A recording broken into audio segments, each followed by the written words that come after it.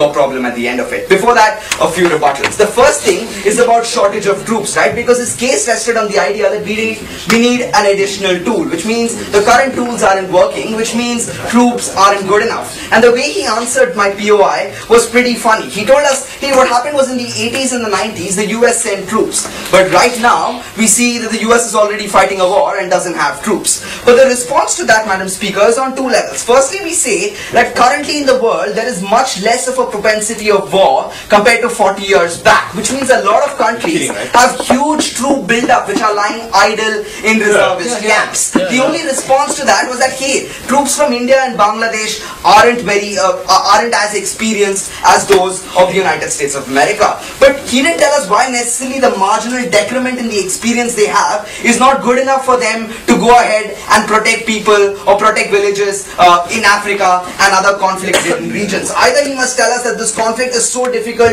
the terrain is so geographically difficult that these troops simply don't have the inexperience, because we tell you that necessarily these are regular wars that every country's army is trained for, and we say this is not because they send them to the UN, but this is because every country has the utmost unconditional interest of keeping its army trained to the highest possible levels, which means we necessarily don't believe the idea that Indian troops are inexperienced. The example he gave then was that, hey, what happens is that these people are paid, so therefore they can lose their tender. But he himself before that suggested that these private military contractors have a dozen other sources of employment that they can then go towards, right? He told us they protect oil installations, they protect people, so on and so forth. We say national armies, it's much more difficult for that country's envoy to stand up in front of 190 nations in the United Nations General Assembly and say, hey, sorry guys, my troops there fucked up. So at the end of the day, what we're trying to tell you, Madam Chair, is that the accountability is held to a much higher extent. And that brings me to the next idea, right? How is accountability measured? Because we say in a lot of these places,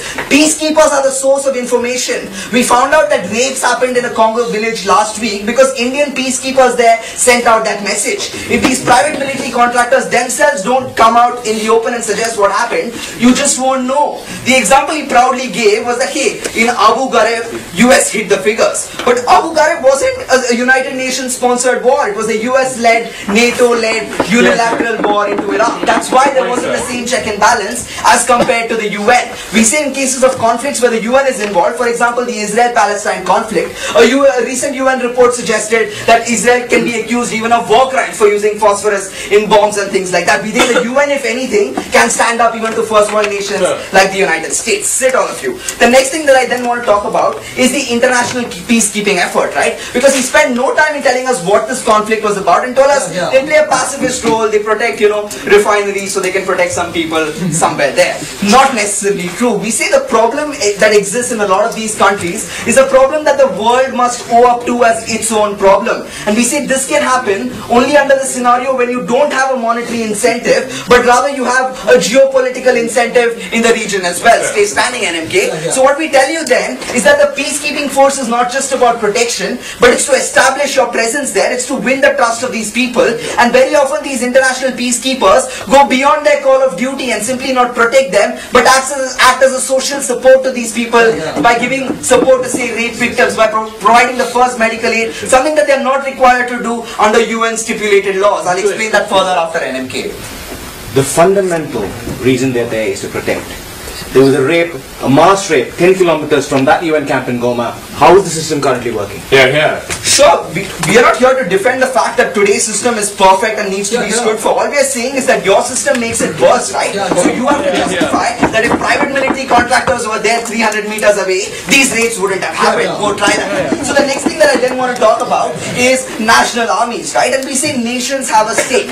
And why should they have that stake? Because people shouldn't sign up to the UN and say, now the UN deals with all these problems. We just signed up to the UN. Yes, as he said, we'll pay you some funds, but then you need to handle problems there. We say now countries or no one is accountable if wars or no one goes into Darfur for that matter, because countries will say, hey, we paid up, right? It was the United Nations problem, and the only guy you can hold accountable by that tribunal is that one private military contracting agency from South Africa. Sure, he'll be barred from the rest of your contracts, but who's going to go and say, yes, we are sorry, or who's going to account for those 300,000 lives who are lost there? Today you can point fingers. Citizens in the US in the first world can point fingers at the government and say, like he said, you didn't send troops to Darfur, hence people died. We say that's a valid excuse that these countries and their governments can stand by under that side of the house. The last thing then we say is about the individuals who go in as peacekeepers, right? It's very important to analyze what these people do as well. We say it cheapens the idea of peacekeeping because it's not just about taking some money and going in there. First, we already told you how you now have to spend so much more funds because private military contractors are so expensive compared to national armies which are free.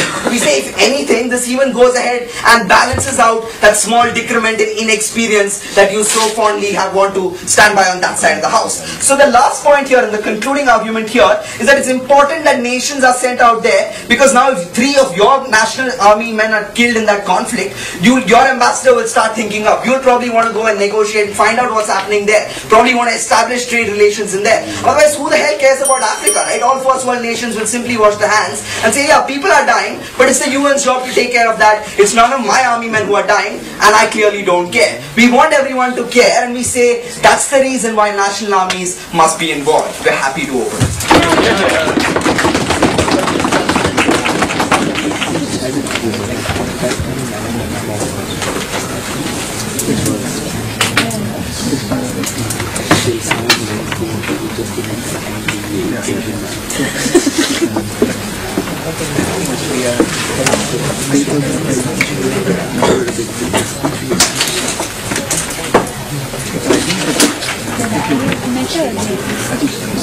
Please look at the enemy, right? Please look at the enemy also. Oh, it's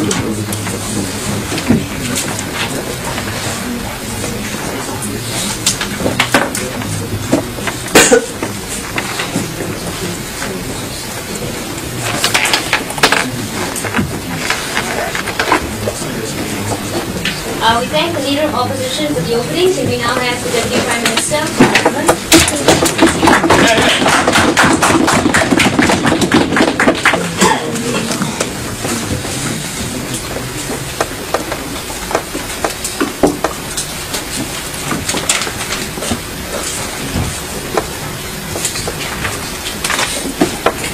The biggest joke in this debate, Madam Speaker, is the assertion that there isn't that much war or conflict in the world today. Therefore, there is no urgency and there is no need for more soldiers to be able to cover that conflict. I think what opposition bench ignores in today's debate is war is not just inter-country. Therefore, you don't really need a formal declaration of war between states. Congress doesn't need to issue a statement. There can be civil wars, there can be informal conflicts, and that's precisely why they talk to you about the idea of warlords hiring these individuals in order to be able to entrench themselves and protect themselves within particular regions. We say that it is unacceptable that an efficient army is being hired by the very individuals we need to stop in order to be able to protect that region. So what am I going to do for you here in today's debate? I'm going to talk about 3 basic things. First, I'm going to talk about the importance of response time and how it isn't just about addressing problems right now that exist, but it's also about addressing them in the swiftest way possible. It's not just about the numbers per se. Second, no thanks. I'm going to talk about the escalation of conflict and the neutralization of that and how precisely our side of the house is better at controlling for these things.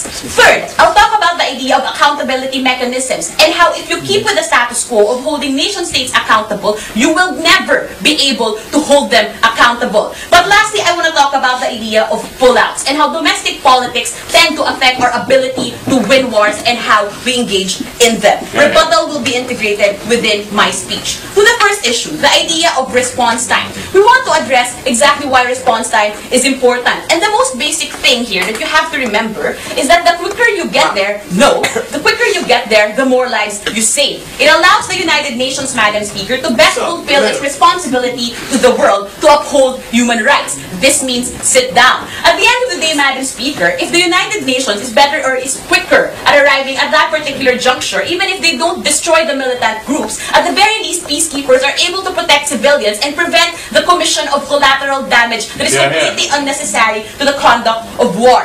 The second benefit of response time is the idea of how the quicker you get there, the less the conflict will escalate as well. Because the quicker you get there, Madam Speaker,